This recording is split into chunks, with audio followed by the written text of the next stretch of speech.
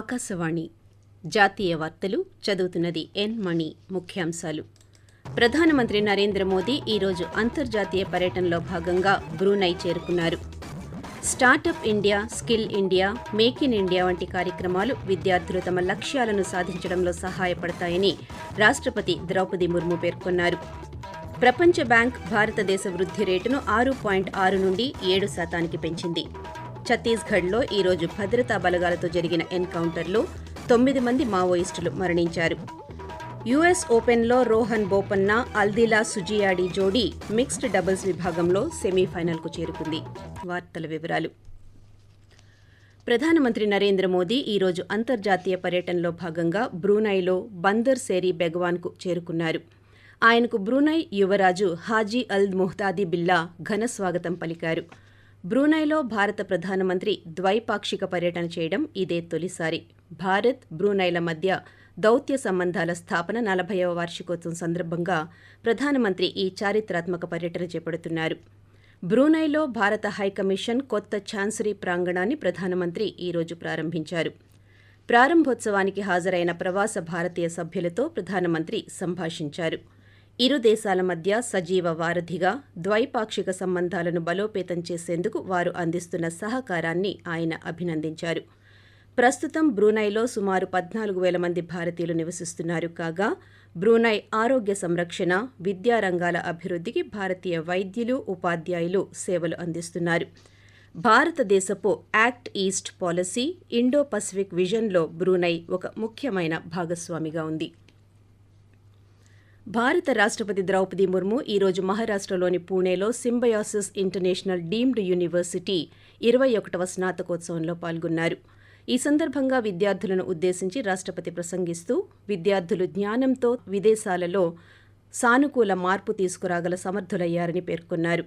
నూతన ఆవిష్కరణ, కృత్రిమ మేధస్సు, మిషన్ లెర్నింగ్ ద్వారా ఆరోగ్య సంరక్షణ, సామాజిక శాస్త్రం, ఇతర రంగాలలో సమర్థవంతమైన సహకారాన్ని వారు అందించగలరని విశ్వసిస్తున్నానని అన్నారు. అందుకున్న ఈ పరిజ్ఞానం ఆధారంగా ప్రతి ఒక్కరి అభివృద్ధికి, ముఖ్యంగా వెనుకబడిన వర్గాల అభివృద్ధికి సహాయపడే సాఫ్ట్వేర్, హెల్త్ కేర్ ఉత్పత్తులు, మార్కెటింగ్ వ్యూహాలను రూపొందించాలని, అలాగే సుస్థిరతను ప్రోత్సహించాలని రాష్ట్రపతి అన్నారు. Startup India, skill India, make in India, digital India వంటి కార్యక్రమాలు కూడా విద్యార్థులు తమ లక్ష్యాలను సాధించడంలో సహాయపడతాయని రాష్ట్రపతి పేర్కొంటూ, आप सभी विद्यार्थी भविष्य में विदेश में रहकर भी इस संस्थान, इस क्षेत्रों से जुड़े रहेंगे और अपने आधुनिक ज्ञान और कौशल का उपयोग मानवता के कल्याण के लिए करेंगे। मुझे बताया गया है सिम्बायोसिस डीम्ड यूनिवर्सिटी द्वारा कैंपस के आसपास के गाँव में, जैसे कि चांसलर ने बताया 35 विलेजेस, 35 गांव मोबाइल फैमिली हेल्थ क्लिनिक्स का संचालन किया जा रहा है। आज की युवा पीढ़ी को नवीनतम टेक्नोलॉजी के ज्ञान के साथ साथ वैल्यू बेस्ड एजुकेशन प्रदान करना सभी शिक्षण संस्थानों का ध्येय होना चाहिए। बल्कि वसुधैव कुटुंबकम जो ध्येय वाक्य है इस यूनिवर्सिटी का, पूरा विश्व के एक परिवार है, ये सोच के साथ आगे बढ़े। ప్రపంచ బ్యాంక్ 2024-25 ఆర్థిక సంవత్సరానికి భారతదేశ వృద్ధి అంచనాను 6.6% నుండి 7%కి పెంచింది. ప్రైవేట్ వినియోగం, పెట్టుబడులు వంటి కీలక అంశాల కారణంగా దేశ ఆర్థిక వృద్ధి మధ్యకాలంలో బలంగా ఉంటుందని అంతర్జాతీయ ఆర్థిక సంస్థ పేర్కొంది. ఇదే తరహాలో 2024-25 ఆర్థిక సంవత్సరానికి భారతదేశ స్థూల జాతీయోత్పత్తి వృద్ధి అంచనాను సవరించిన అంతర్జాతీయ ద్రవ్యనిధి సవరించింది. 20 బేసిస్ పాయింట్లు పెంచి 7%కి పెంచింది. ఛత్తీస్గఢ్లో ఈరోజు భద్రతా బలగాలతో జరిగిన ఎన్కౌంటర్లో 9 మంది మావోయిస్టులు మరణించారు. బస్తర్ డివిజన్లోని దంతెవాడ, బీజాపూర్ జిల్లాల సరిహద్దు ప్రాంతంలో ఈ ఎన్కౌంటర్ జరిగింది.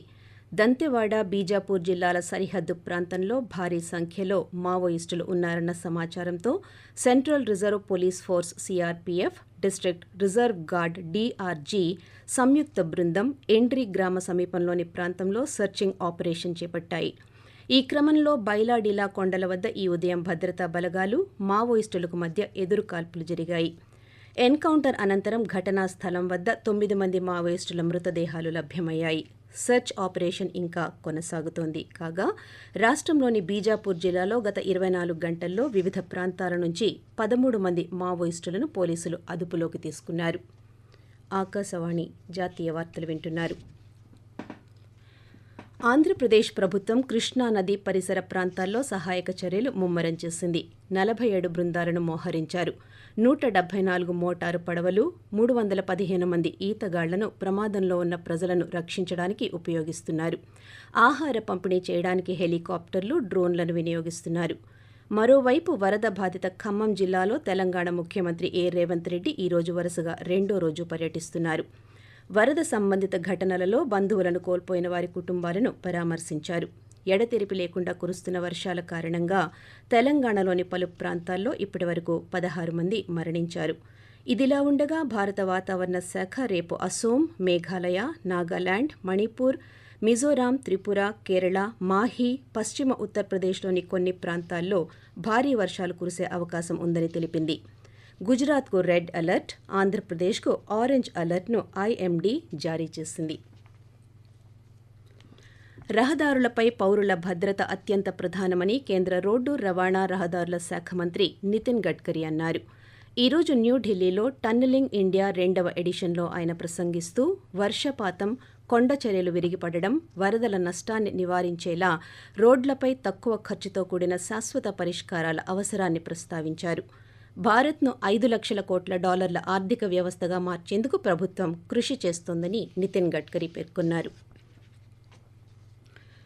దేశ రక్షణ సన్నద్దతను పెంచేందుకు 1.45 లక్షల కోట్ల రూపాయల విలువైన ప్రతిపాదనలను కేంద్ర ప్రభుత్వం ఆమోదం తెలిపింది.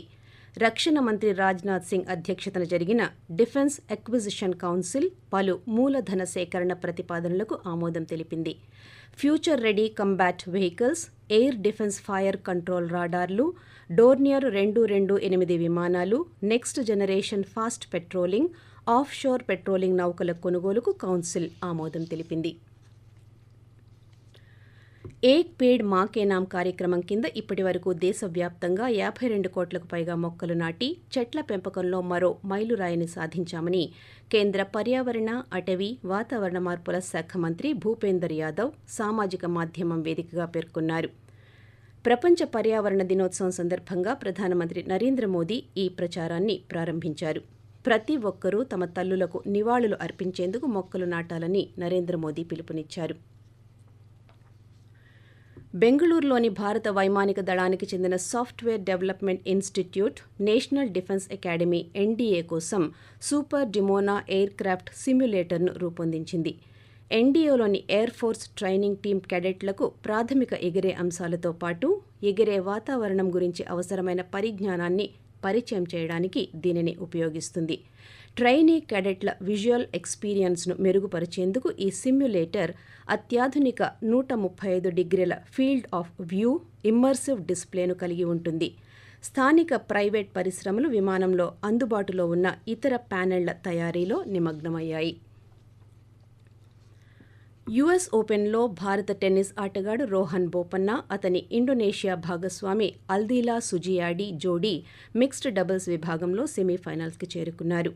రోహన్ బోపన్న, సుజియాడి జట్టు అమెరికా జోడీ డొనాల్డ్ యంగ్, టేలర్ టౌన్సెండ్తో సెమీఫైనల్లో పోటీ పడనున్నారు.